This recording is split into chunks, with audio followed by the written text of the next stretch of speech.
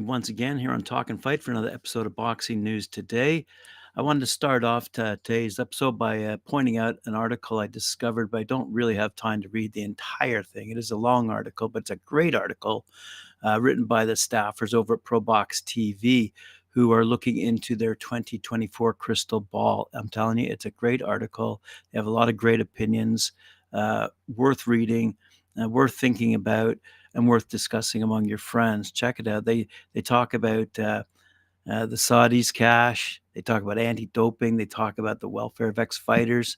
Uh, they talk about who they think will be the best heavyweight, who's the best up-and-comers, and how to make matches that the fans want in the wake of all these things happening in a kind of a very tornado-ish effect this year, given the influence of Saudi money. Anyway, more on that later. As we all know, we had a really great women in the ring fight this past weekend. Actually, we had a couple, but I'll speak of one in particular to begin this episode.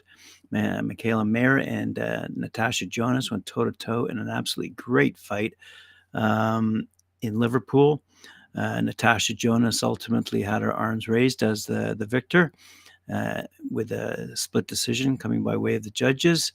And not that anyone disputed, but I'm pretty sure people will have controversial comments online and discuss it in greater length online with respect to that decision because it was close and it was a great fight.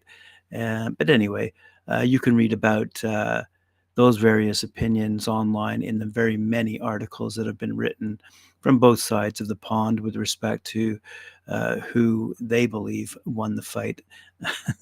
But according to the judges, Natasha Jonas won the fight. She's 39 years old, though, 15-2-1 in her professional career since being an amateur who competed in the 2012 Olympics way back when. And has had fights against Katie Taylor, Chantal Cameron, and Lauren Price. And will she fight again against these people? I don't know. Is she close to retirement? Yes. Is she one of the top fighters in the world? Yes. And quite frankly, so is Michaela Mayer, a former unified junior lightweight champion. Who's really battling hard, has had a couple of tough decisions go against her. But I'm telling you, she's a great fighter to look out for. And she's doing and saying what is required of young women today in the ring. I want to tell you about a certain comment made, though, by James Slater in boxing247.com. His opening comments, there goes my phone. Sorry about that, fans. First things first, said James Slater. It was a great fight last night in Liverpool. This is reigning and defending women's IBF welterweight champ Natasha Jonas. Slugged it out with former super featherweight champ Michaela Mayer over 10 rounds, at times blistering sessions. 39-year-old Jonas was rewarded with a split decision, scores being 96-95, 96-94 for Jonas, and 97-93 for Mayer. And this is where the stuff we're unfortunately so used to these days will no doubt come in. Over the coming days, if not sooner, you'll probably hear the following robbery, home cooking, and corruption terms. And for sure, we already have seen those online. He continues, we've seen too many controversial decisions over recent years to be able to keep track of oftentimes. However, the R word is not necessary. In the case here, as last night's fight was pretty much nip and tuck, still some finds are bound to strongly suggest Mayer was indeed the victim of some home cooking being served up to her opponent. Mayer, ever the sportswoman, has not cried robbery, with her merely saying she believes she won last night, and Mayer, who absolutely deserves a rematch, called for one immediately. Jonas was full of praise for Mayer after the slugfest was over. Jonas calling Mayer the best she's fought after Katie Taylor. Says this could be her final year in the sport. So will the rematch actually happen? As great as last night's battle was, combined with the fact that the decision seemed to be destined to be argued over, the sequel should happen. And maybe Liverpool warrior Jonas will agree to fight in America this time. Seems only fair. So there are some split opinions on who won, as I said. Let's have a quick read about Another writer of Corey Erdman over in boxingscene.com. Great publication online for all your boxing news if you're interested. They do have a variety of great articles. He says this: as primitive a sport as boxing is, it can never be a true meritocracy for a whole host of reasons. Boxing, promotion-based privilege, uh, amount of resources, subjective scoring, and yes, gender all play a role in a fighter not always getting exactly what they feel they deserve. However, there's a line of thinking that suggests that the fans themselves could be the arbiter of fairness under a specific set of circumstances. Fight the best opponents available, produce entertaining fights, be an engaging personality, they say, and the opportunities and the fans themselves will show up regardless. Mayer is becoming an excellent citation for that hypothesis. Despite two high profile losses, Mayer has maintained a significant level of popularity and interest due to the quality of her fights and added by her work as a color commentator and leveraging of OnlyFans to form more granular connections with fans wanting behind the scenes access to her training. Uh, as has been since the doors were open to women on boxing broadcasts of significance over the last 7 years or so, fighters are turning their inherent disadvantage into something positive for viewers, with fewer women participants overall, and as a result, uh, show overall talent in the given divisions.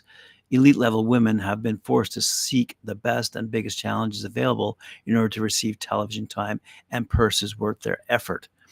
As Jonas Meyer, Taylor Cameron, Taylor Serrano, Shields Marshall, and so many more over the last 2 years alone have shown, top level women's fights have a high probability of delivering commensurate action. If it keeps up, perhaps the balancing of the scales in terms of airtime, compensation, round length, whatever it may be, can become a reality rather than hypothesis. Good words from a very good writer. Let's move over to Japan. Actually, Japanese news, but for fights taking place in the Philippines by our good friend Joe Kozumi over in Japan.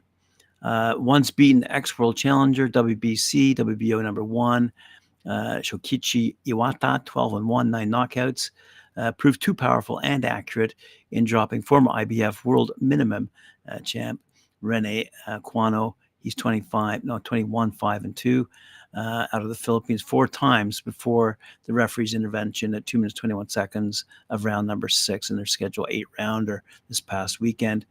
Oh, it did take place in Tokyo, Japan. Sorry about that, fans.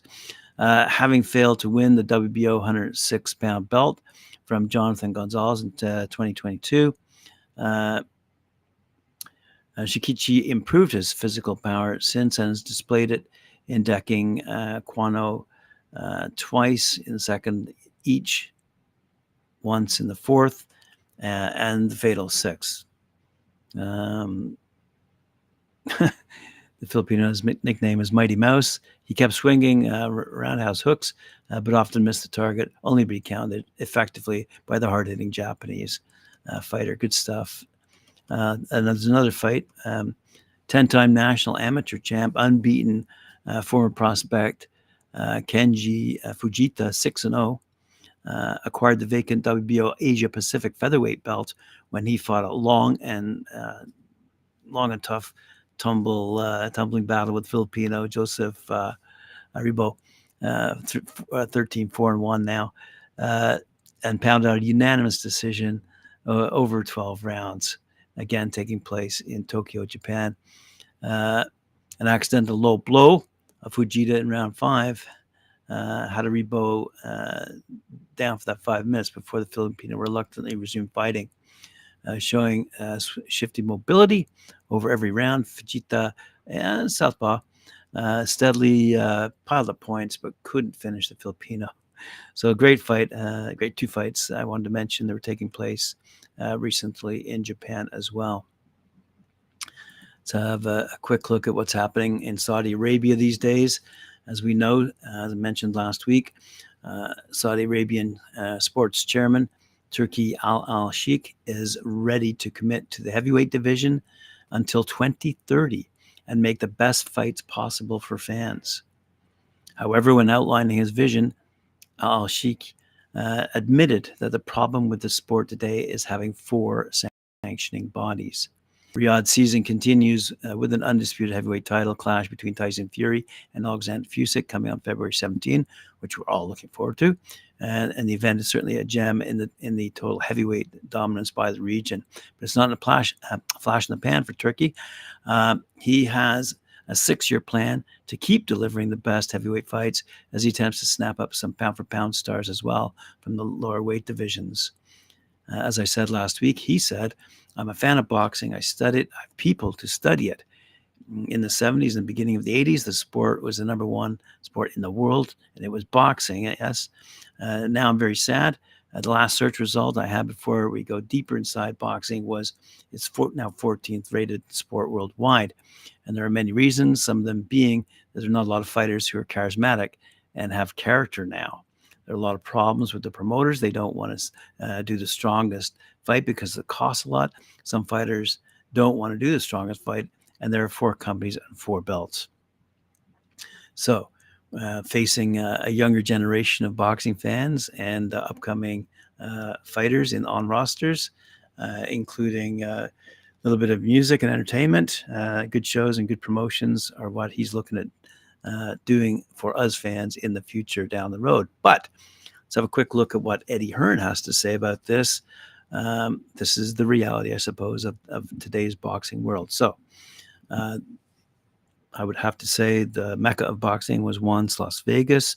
You might argue that great fights were also held at Maple Leaf Gardens in Toronto, Madison Square Gardens in New York City, as well as London's Wembley and other venues around the world on occasion from time to time, i.e. the Thrilla in Manila, the Rumble in the Jungle, etc. Anyway, when talking about Tyson Fury, upcoming battle against Alexander Usyk, and Anthony Joshua's fight against Nagano, which is interesting because Eddie Hearn didn't appreciate the fact that Tyson Fury was going to initially fight Nagano. Anyway, so it's interesting that Joshua is now going to be fighting Nagano, I believe in March upcoming. Anyway, Hearn says he doesn't think these upcoming fights in Saudi Arabia would be possible from a financial standpoint if they were held in the United Kingdom. He said, you're not going to get Fury versus Usyk in the United Kingdom. You're not going to get AJ versus Nagano in the United Kingdom. So you're getting those fights now in Saudi Arabia. So if they take place in another country, so be it. Like I said, there's a whole world out there, and boxing in the Middle East is growing. And sport in Saudi Arabia particularly is growing at a huge, huge pace. And the opportunities for the fighters, speak to Dimitri Bivol, speak to AJ, speak to Usyk, speak to Fury. Ask them if they're happy. And we'll get to Tank in a second here. The answer is very happy. They're getting big fights. They're getting financially rewarded for it, and fans are getting value for money on pay-per-view. Look at Day of Reckoning. Look at those cards coming up. Look at the good news for the fans that we're seeing on all these major fights. Good stuff. For sure. And also, I'd argue that the undercards on these major fights are equally prominent. But again, I would like to see if His Excellency and the Kingdom of Saudi Arabia are going to continue to promote women in the ring. I do know I think it was in 2022, Ramal Ali fought in Saudi Arabia, I believe in Jeddah.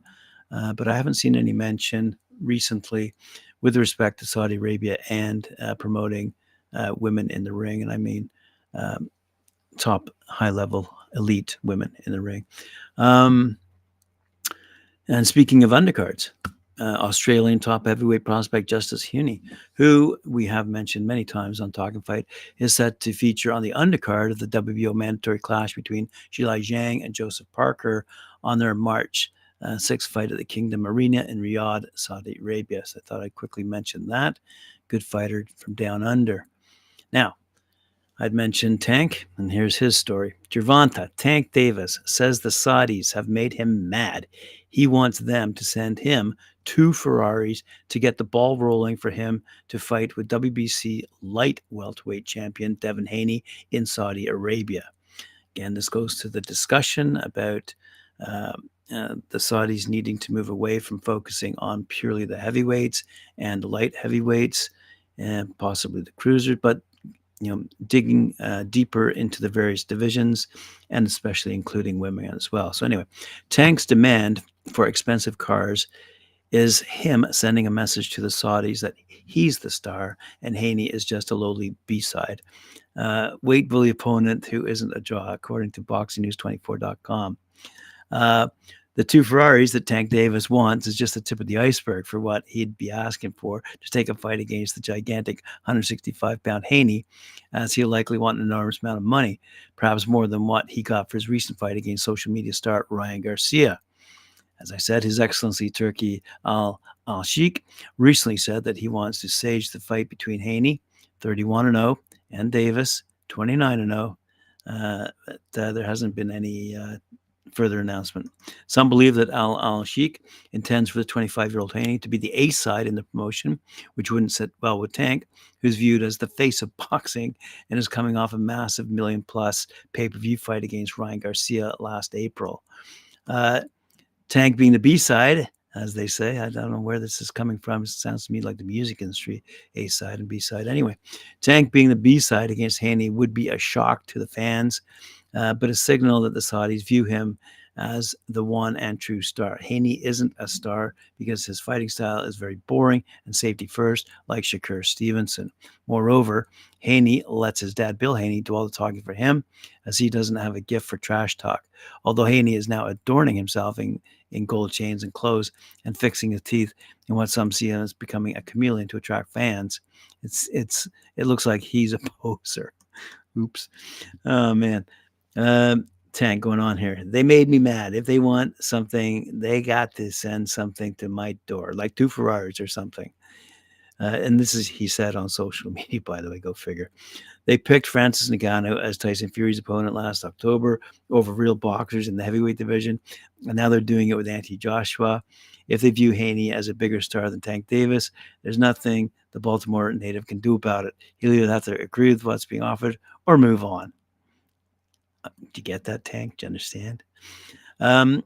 Speaking of moving on, there was a bit of controversy over in the UK this weekend with respect to Misfits Boxing, KSI's endeavor, where he puts influencers, YouTube stars in the ring to fight each other. And I'd mentioned last week a female fight between Elle Brooke and AJ Bunker, a fight that did take place and was won by Elle Brooke. But elsewhere on that particular card, there were a couple of gents going at it. I don't know who they were. It doesn't really matter. But commentating ringside, it seems that as the referee was beginning to count out one of the opponents who got decked, promoter Leonard Elby and ex-world champion Andre Berto had a bit of had an opinion on this. And this is Berto. He said, these YouTubers keep playing. Sooner or later, they're going to get really hurt or die thinking this sport is a game. He said, that's this is BJ Flores, who has immersed himself in an influencer boxing. He defended the Misfits. He goes, this is how we're working, champ. Everybody's getting knocked out, as if it was a good thing. Anyway, Mayweather Promotions Ellerby said, what is he counting for? Referring to the referee. Just as Bertie just said, somebody's going to get seriously hurt. This is very disrespectful to the men and women who do this for real. Now, I'm going to weigh in with my one-shot comment here. This kind of sounds hypocritical because, quite frankly, when you, I would say, Google boxing, you'll get other sports such as slap boxing, midget boxing, sorry for being politically incorrect, kickboxing, bare knuckle boxing. And, they all have their different rules. They all have their different appeal. But at the end of the day, there are two people going toe-to-toe, I would assume, with some rules surrounding their fight. Nonetheless, are they dangerous? Any fight is dangerous, quite frankly. So in particular, with respect to Misfits, it seems that it used to be promoted by, shall we say, Professional Boxing Association, the PBA over in the UK, but they dumped the organization, quite frankly.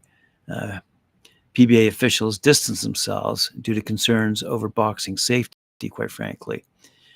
Due to the clear violations of the PBA's rules and regulations, they said, bringing boxing into disrepute, and in the interest of boxer safety, the organizers' licenses have been suspended, and disciplinary hearings will follow for such license holders.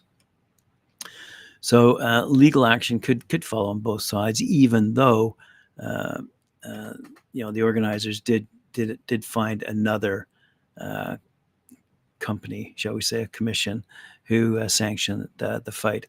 So that goes on and on in terms of quote unquote boxing attracting a new generation of fans, and whether that due to the influence of cash coming via the Saudis or influencers on the other side of the coin and their massive fan bases. And in the middle of it would be a guy like Ryan Garcia, who is a good boxer, if not a potentially great boxer, but an immense number of great fans, millions, and of course YouTuber Jake Paul, who is boxing boxers these days, but again, on behalf of his millions of fans who are interested in the sport now and probably looking to find out who else is good or great in the sport, if not the best.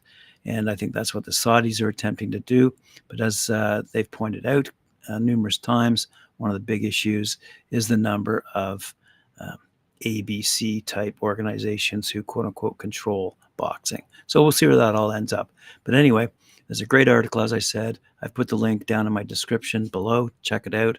Uh, it appears courtesy of writers on Pro Box TV who discuss this and many other issues in great length. Check out their article. It is well worth the read. Thanks very much. Remember to like, share, subscribe, hit the notification bell. We'll see you later on.